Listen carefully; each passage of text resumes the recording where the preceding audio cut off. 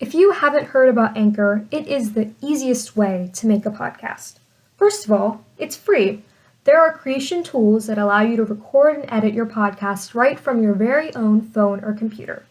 Anchor distributes your podcast for you, so you can be heard on major platforms such as Spotify and Apple Podcast. Also, you make money from your podcast with no minimum listenership. Our team loves Anchor because it is so easy to use and we were able to launch our own podcast almost effortlessly. We can passionately share our perspectives on topics that we enjoy talking about, knowing that people are listening to our voices. Download the free Anchor app or go to anchor.fm to get started.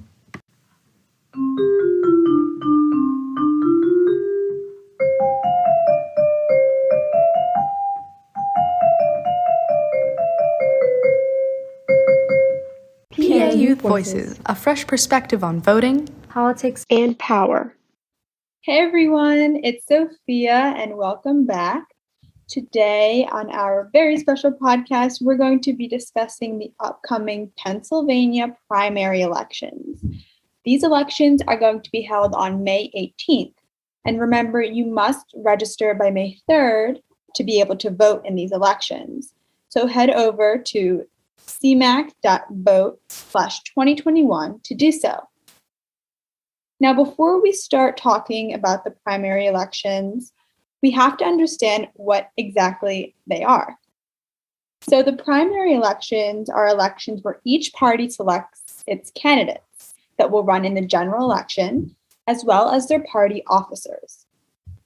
So in PA, you can only vote for candidates of the same party that you're registered with. So, for example, if you're a Republican, you can only vote in the Republican Party, but not in the Democratic Party. As I stated before, the last day to register is May 3rd, and the last day to request a mail-in ballot is Tuesday, May 11th. Polls are open on May 18th from 7 a.m. to 8 p.m. So if you are eligible and you are registered, please make sure to go out and vote. Hi guys, it's Gayatri. So in any election, obviously, we have to have candidates. So we definitely want to fill you guys in on who you're potentially voting for. And first we have the Democratic primaries, which are mainly judicial. In regards to the Supreme Court, which is the highest court in the state, and these judges review appeals from lower courts and hold rulings against the PA Constitution, we have one judge running, Judge Maria McLaughlin, and she is a current Superior Court judge. And since she's the only candidate running, I believe she is the only option for that office. Then we have the Superior Court, which you can vote for one person out of the three people running. We have Attorney Joe Beck, Judge Tamika Lane, and Brian Neff. And notably, the Superior Court has judges who review civil and criminal cases that are appealed from the courts of common pleas. Then for Commonwealth Court, you have four Democratic options, and you can vote for two of them: Judge Lori Dumas, Attorney Amanda Green Hawkins, Judge David Spurgeon, and Judge Sierra Street. And the Commonwealth Court handles civil actions brought against the Commonwealth of Pennsylvania. Next, we have the Republican primaries, and we have three Supreme Court candidates for the Republican Party, and you can vote for one of them. We have Judge Kevin Brobson, who is a current Commonwealth judge. We have Judge Patricia McCullough, and then we have Judge Paula A. Patrick. Then there is the Superior Court, which only has one candidate, who is your sole option for the Republican Party, Attorney Megan Sullivan-Kampf, and for the Commonwealth Court, two options, and you can vote for two, so Stacey Marie Wallace and Drew Compton. And next we have retention elections, which are basically like yes or no. It's a vote of confidence, and it is nonpartisan. And this means that the party of the judge will not be shown on the ballot. Instead, it will be a yes or no choice. And this is a vote of confidence based on the judges' rulings over their terms. So the judges are not up against each other. For the Superior Court, which, as I said before, is an appellate court that hears appeals of civil and private civil criminal cases, we have John T. Bender and Mary Jane Bowes. For Commonwealth Court candidates, which handles original civil actions and appeals from state agency decisions, we have Ann Covey and Renee Cohen Jubileer. And yes, that is it for retention elections. In regards to mayoral elections that are happening, there are elections for the mayor of Pittsburgh, Lancaster, Allentown, and Harrisburg. And now to Sehaj for the importance of voting. Hey guys, it's Sehaj, and I wanted to talk about the importance of voting and the impacts on elections and all of that. So first of all, our vote matters. Our vote determines who wins in office. Yes, the Electoral College is the only one that really chooses the president, but our vote impacts which candidate gets our electors. Plus, the presidential election is not the only election that exists. Every 2 years, we have congressional elections. Every 6 years, we have Senate elections. And depending on which state you live in, like Pennsylvania, you may have a state election this year right now.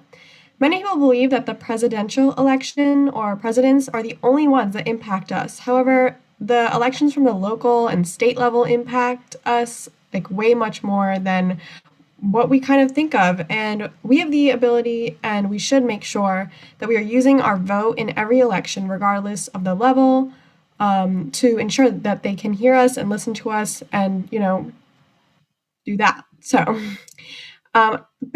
talking about accountability, when you're voting, you're holding elected officials accountable in the local, state, and federal levels.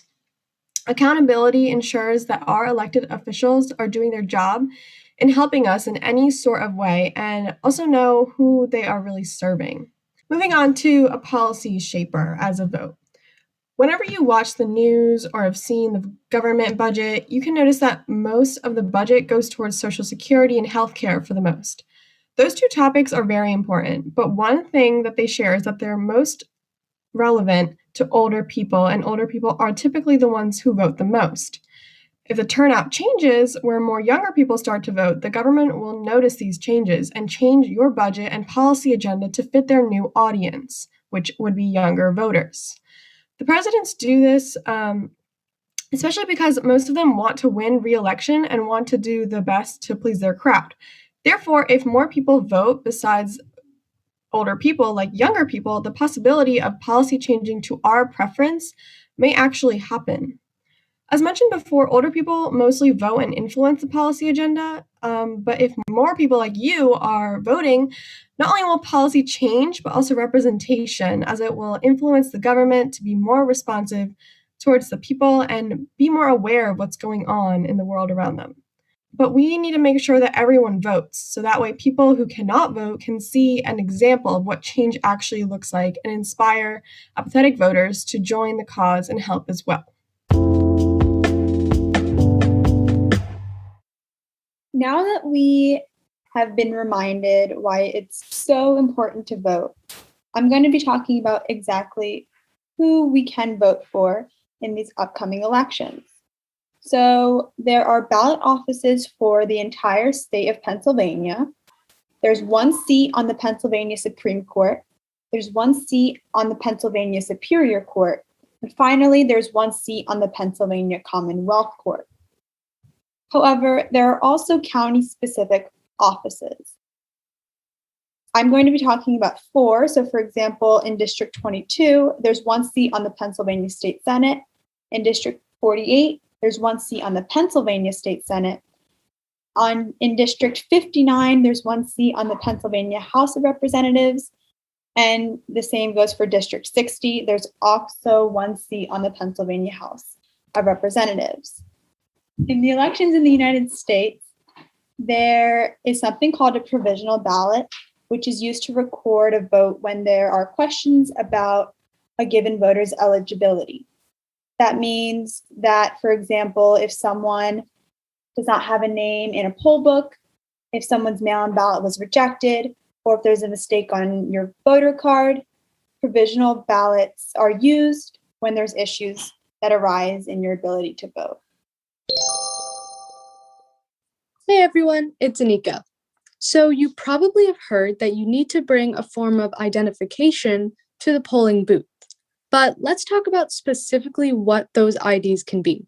In general, you must bring a photo or non-photo ID. Your photo ID can include a Pennsylvania driver's license, a Pen.ID card, an ID issued by any Commonwealth agency, an ID issued by the U.S. government, a U.S. passport, a U.S. Armed Forces ID, a student ID, or an employee ID. If you choose not to bring a photo ID and instead a non-photo ID, you just have to make sure that it includes your name and your address.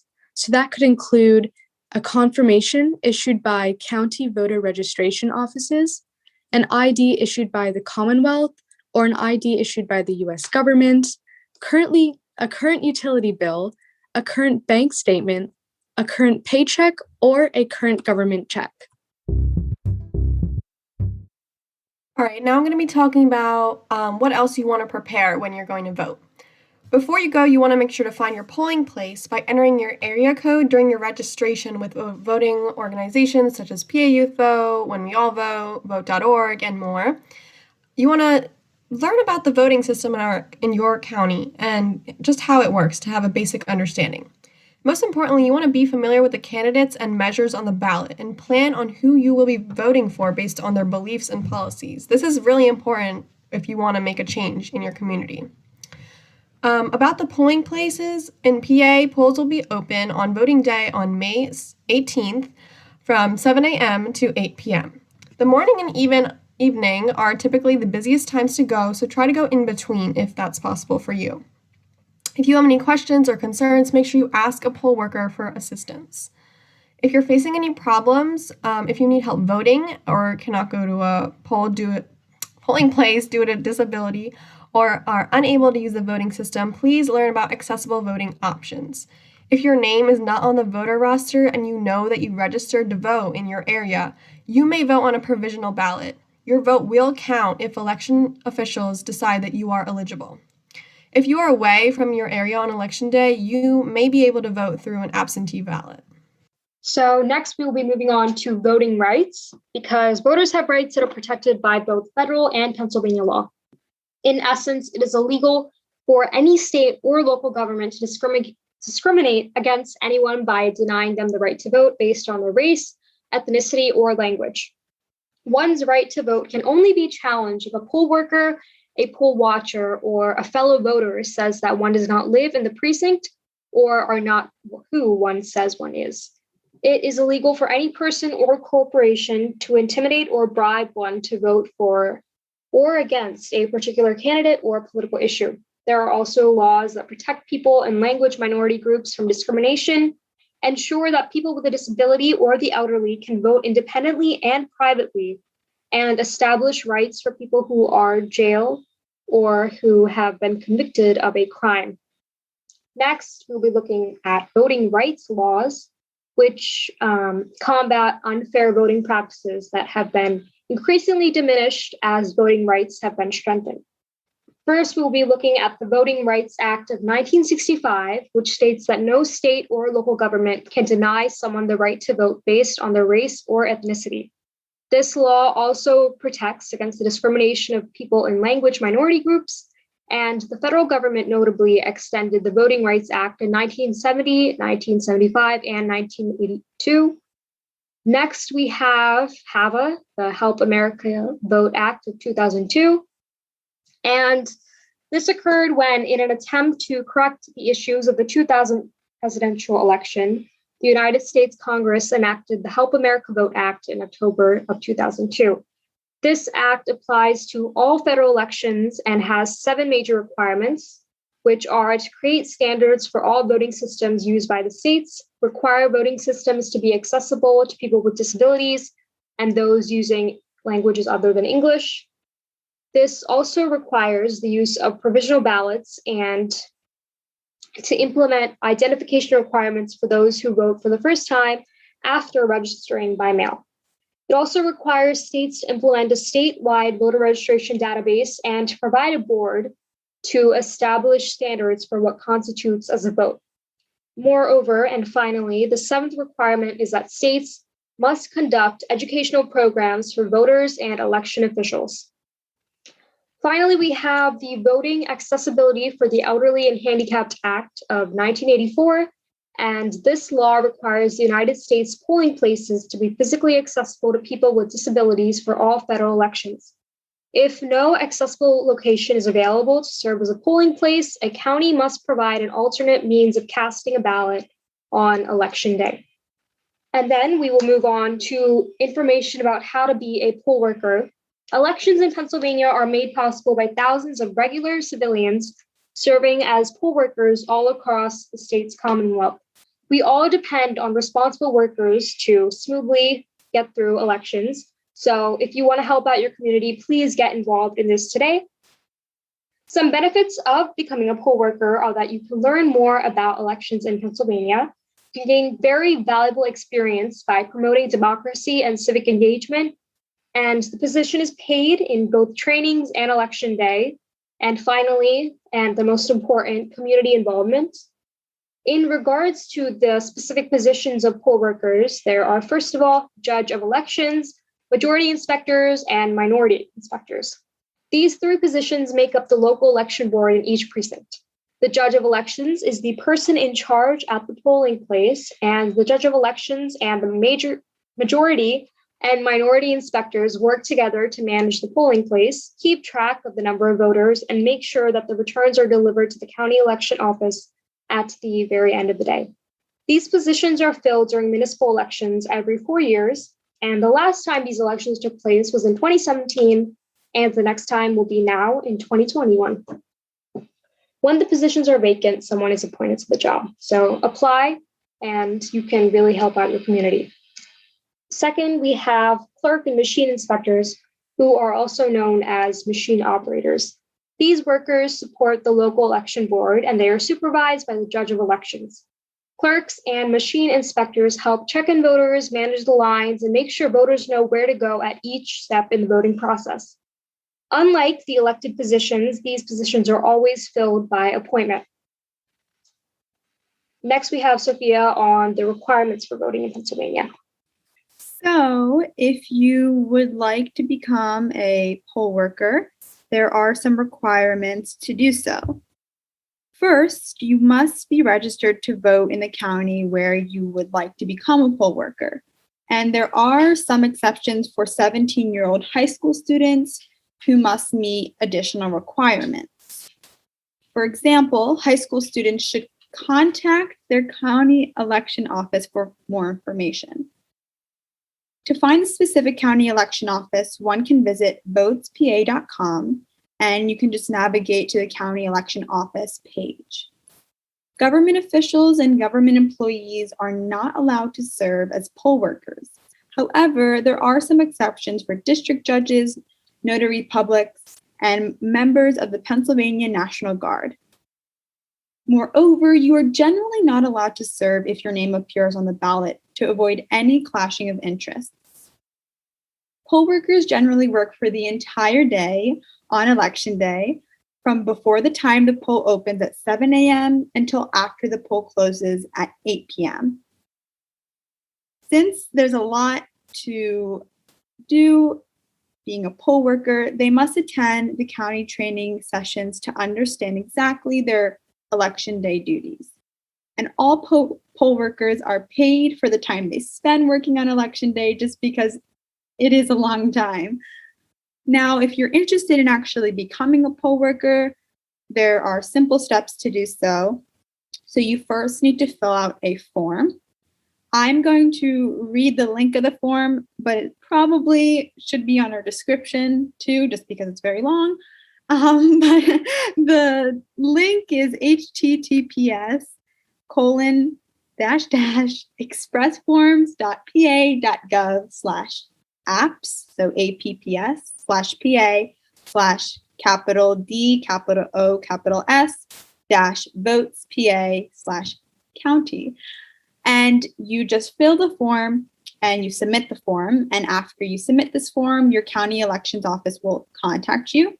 And you can reach out to the election office to follow up, or you can find and to do this, you can find the contact information on the Contact Your Elections official page at votespa.com. And this is actually very quick.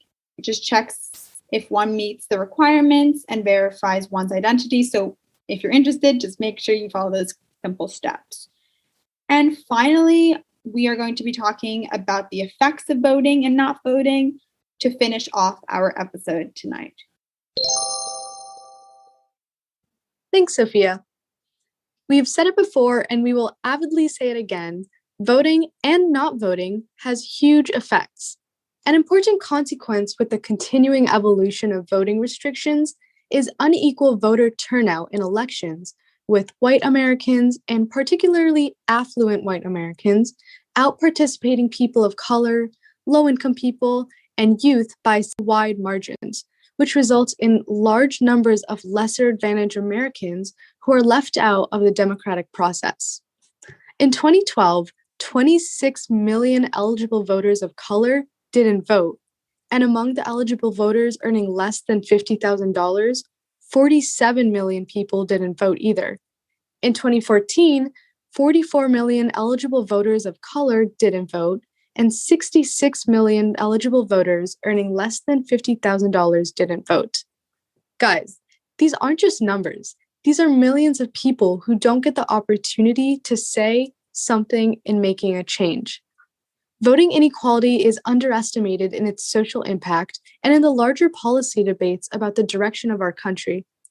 Young people from ages 18 to 29 make up 21% of the eligible voting population. And when younger people participate in elections, it makes it more likely that others in their households will vote as well. The right to vote has not always been guaranteed for people of color, women, and young people, really anyone who isn't white, male, or a property owner. It wasn't until 1869 that Black men were granted suffrage, and not until 1920 for women. The Voting Rights Act of 1965 tackled discrimination in voting at the local level, and before it was enacted, many people of color, men and women, were prevented from exercising their right to vote. The voting age was 21 until it was lowered to 18 in 1971.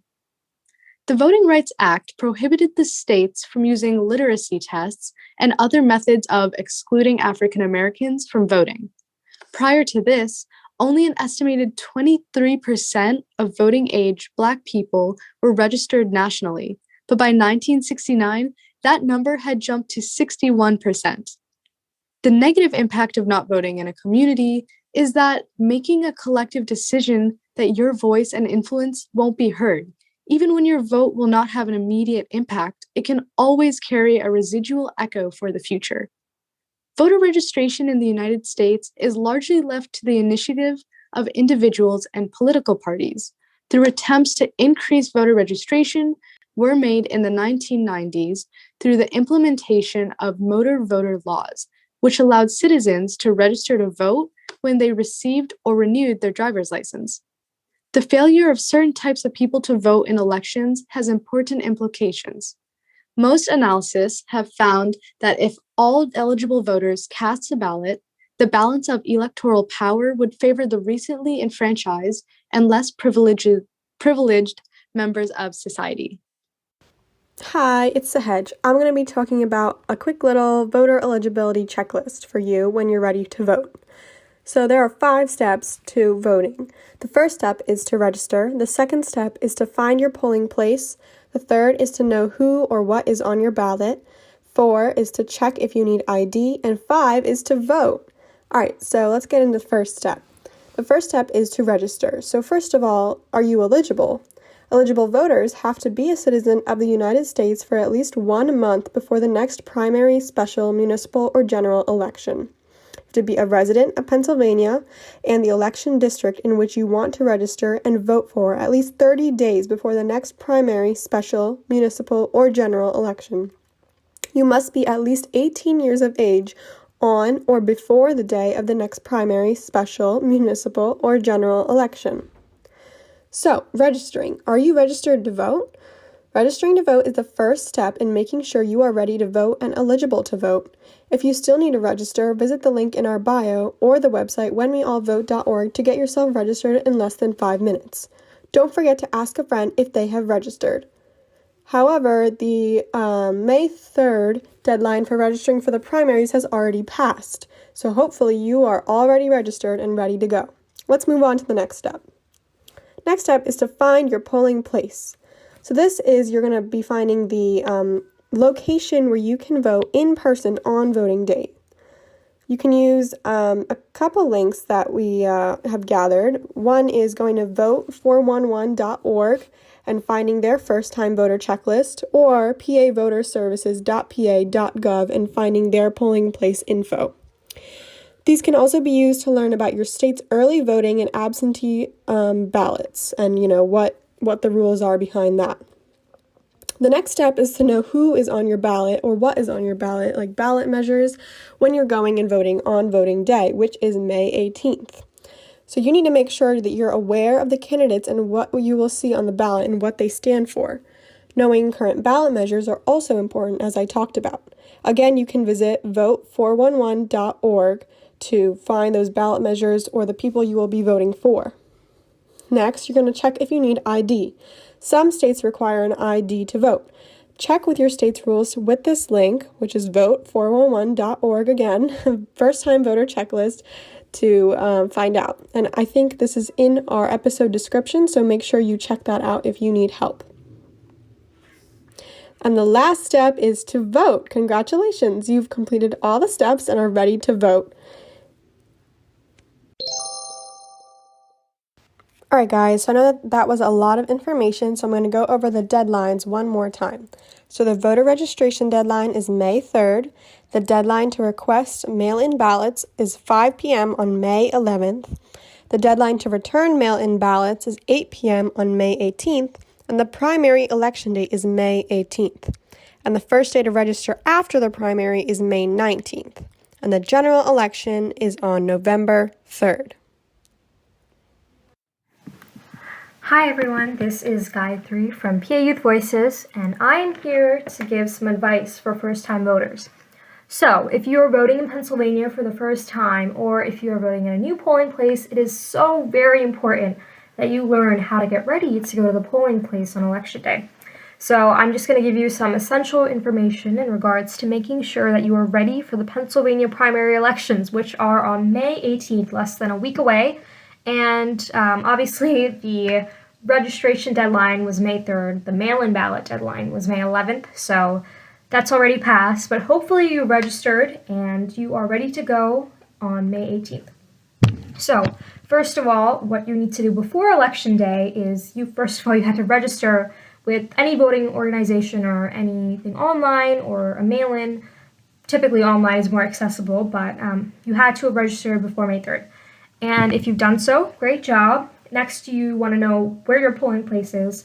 And this probably would have come up in your registration, but if it didn't, you can go to votespa.com to find your polling place by entering your address. And that is votespa.com, votespa.com. You can also learn about the voting system in your county and state at votespa.com. And beyond that, it is so important to research the candidates and measures on the ballot at Ballotpedia and plan who you're going to vote for. Once again, that's Ballotpedia, Ballotpedia.org, and you want to know what candidates and measures you're going to vote for or against.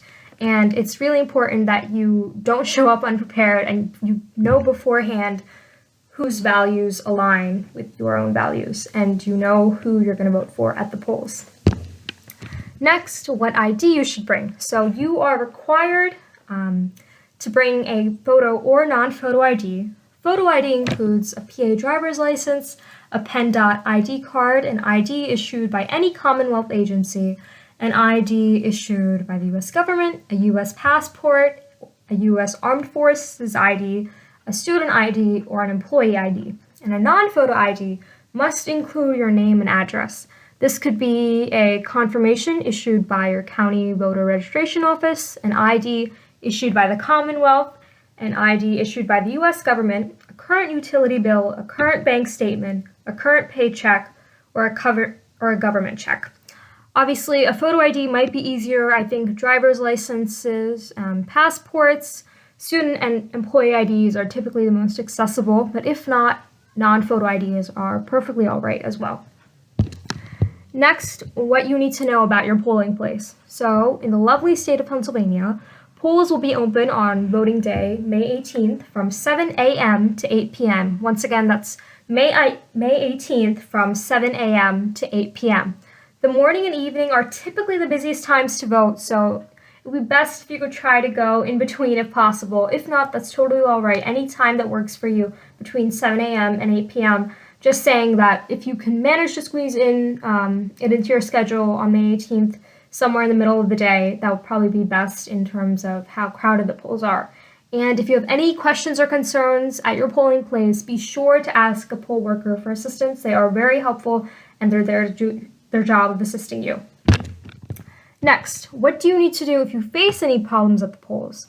So, if you need help with voting or cannot go to a polling place due to an illness or disability, or are just unable to use the voting system, please learn about accessible voting options. If your name is not on the voter roster and you know that you registered to vote in your area, you may vote on a provisional ballot. Your vote will count if election officials decide that you were eligible. Furthermore, if you are away from your area on election day, you may be able to vote through an absentee ballot, although that deadline was May 11th. It passed for mail-in and absentee ballots. So hopefully you have planned your schedule accordingly. And one last thing, you want to be sure to know the number of the Election Protection Program in case you need to defend yourself or need assistance in facing any problems at the polling place. And the Election Protection Program number is 1-866-OUR-VOTE, 1-866-OUR-VOTE, and that is the Election Protection Program number, 1-866-OUR-VOTE. So coming back to the voter accessibility aspect of our polls in Pennsylvania, voters over 65 and voters with a disability may get help with voting, and there are several choices for how to vote. Many people often ask if there was an accessible voting system at their polling place, and I'd say every polling place in Pennsylvania must have at least one accessible voting system. Sometimes this could just be a general voting system that's used by all voters. Other times it might be a separate system with features such as audio, tactile keys, and other assistive technology for people with disabilities or the elderly. And it's really important, if you do fit into one of these categories, to look up the accessible voting system in your county. Votespa.com is a great website for information about your specific area in which you live in Pennsylvania. Once again, that's votespa.com, votespa.com. And it's really important that you look up the accessible voting system in your county, you find your polling place to make sure that it's accessible for you, and that you contact your county election office in case you need further assistance. And in terms of how you do get assistance at the polling place, if you need help voting due to a disability, you're allowed to bring a person of your choice to assist you in the voting process. There are a few restrictions on who to bring and who you cannot choose a person. And you're not allowed to bring a judge of elections, your union representative, or your employer as the person assisting you. Anyone else is typically all right, although you might want to check that. And the first time that you have someone help you vote, the election officials at your polling place will require you to complete and sign a form called a Declaration of Need of Assistance. And after this first time, your registration record will note that you have completed the form and you have clarified your disability and the assistance that you need. So yeah, that is basically all you need to know. That's my main advice for first-time voters. This is really exciting. Even if you aren't a first-time voter, I'm sure that this has helped you. And yeah, have fun at the primaries. You are exercising your vote, and voting is a privilege. So great job, and thank you for serving your community and your state by being civically engaged. Bye.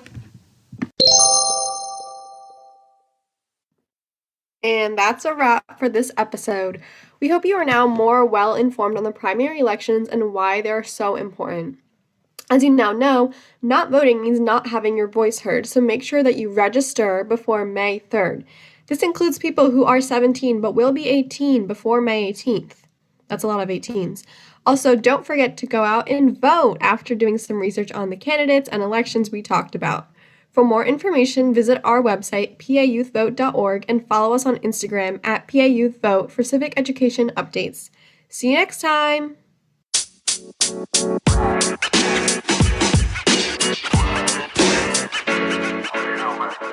you know,